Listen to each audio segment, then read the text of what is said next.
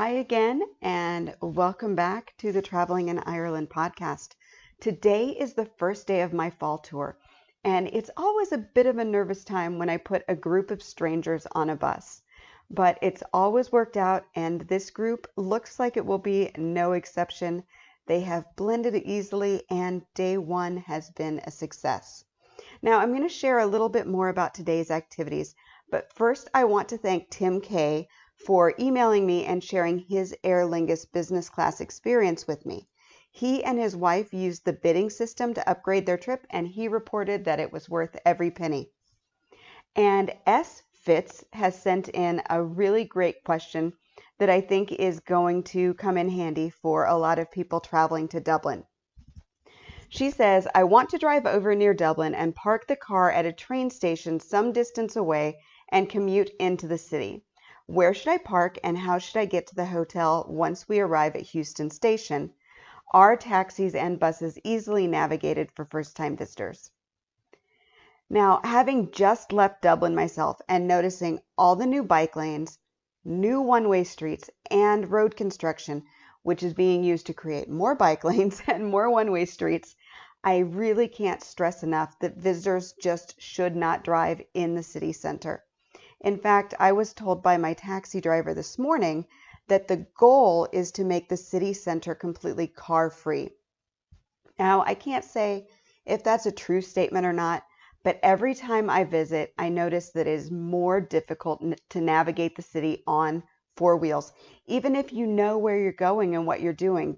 My taxi driver today told me that it's just taking longer and longer to get places. And with the new road system, it's confusing drivers more and more all the time. So now they say they are driving clockwise around the country during their trip. And so that means that they will come to Dublin from the north. So if you're coming from the north and you want to park in the north, Skerries or the Rush Lusk train station, either one of those are going to be really easy to utilize. The parking areas are large. You shouldn't have any worries there. It's about 30 minutes by train, super easy to do. And those take you into Connolly Station. Another option would be to go about halfway around Dublin. And if you want to be out away from the city, park in Newbridge. Newbridge is a nice suburb, kind of a suburb, a little further than a suburb, I guess. But anyway, it's a nice spot to park. You can easily take the train in. Again, just under half an hour to do that and super easy to get around. Now, I don't recommend using some that are right on the south, so like Dunleary or Bray. Both of those are really busy little towns on their own, and I just probably wouldn't use those to park. So park to the north or park to the west. And then after you're done in Dublin, continue your trip from there. Now, what you want to do when you're getting to your hotel from the train station, you're going to have a few options. The simplest way to get to your accommodation is by taxi. And all of the train stations have taxi queues. So all you have to do is follow the signs and grab the next available cab. Now, if your hotel is near the Luas or the light rail, so it's spelled L-U-A-S, to the light rail, that's very easy to use. You just purchase a ticket at the kiosk and get onto the right train. So they have two lines. There's a red line and a green line. So you have to know where your hotel is and if it's on, which line it's on. They're ground level, so really easy to get on and off. Now, the buses can be a little bit more confusing as you need to know what bus number you need, the approximate time schedule, and if you're traveling with luggage, that can be a bit of a hassle. So I will say, when I have luggage, I almost always use a taxi, and you will have no trouble grabbing a taxi at the train station. All right, so today was the first day of my tour, like I said, and we did a couple of things. I don't pack my tours so they're so busy that we're running. So we only had two things on the schedule today. Our first was a visit to Powers Court Estate and Gardens.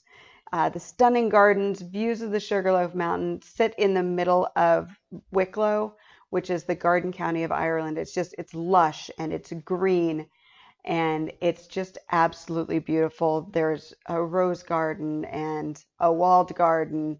There's a Japanese garden. There's the pepper pot tower that you can climb. It's just a beautiful, beautiful space. The weather was very nice, and it was just really great to get out there to walk and to enjoy a really nice day. We followed that with a visit to the Powers Court Distillery, and it's just right there on the grounds as well. It's a relatively new distillery.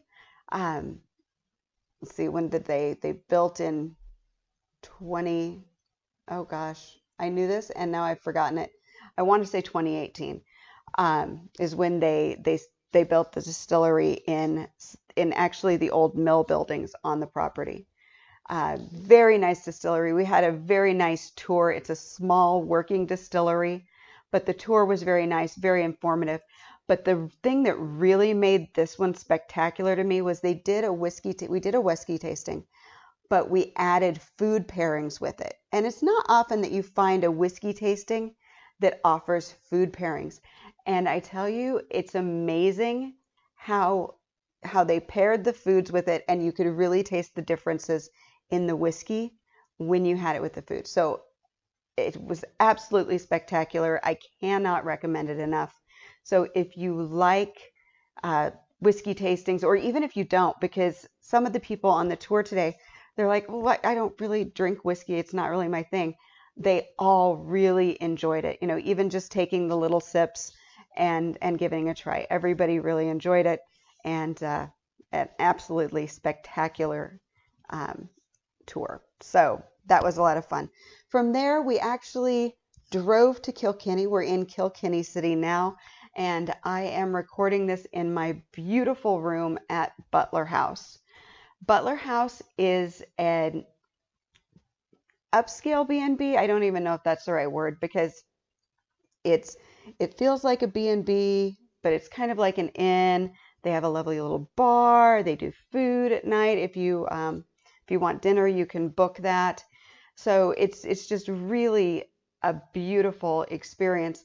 But what makes this accommodation so special is that it is the former dower house of Kilkenny Castle. So you can almost think of it as a mini castle if you really want to. So hanging out in Kilkenny tonight, went out, kind of did a brief walk of the city with some of the people that I'm with, and yeah, and there's music everywhere. It's just like every other bar that we passed, there was music. It's a Friday night, the people are coming in, and it's just a really wonderful, lively small city. So a lot of fun in Kilkenny. And that's day one. So a few more days. It's an 8-day tour, so you get to hear about it as we go on.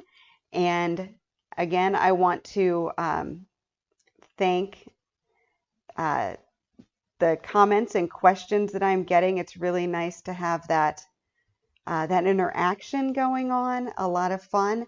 Don't forget that if you have an Ireland travel question, I would love to answer it. Go ahead and send me an email, Jody, Jody, at IrelandFamilyVacations.com. Put podcast question or podcast or Ireland in the subject box.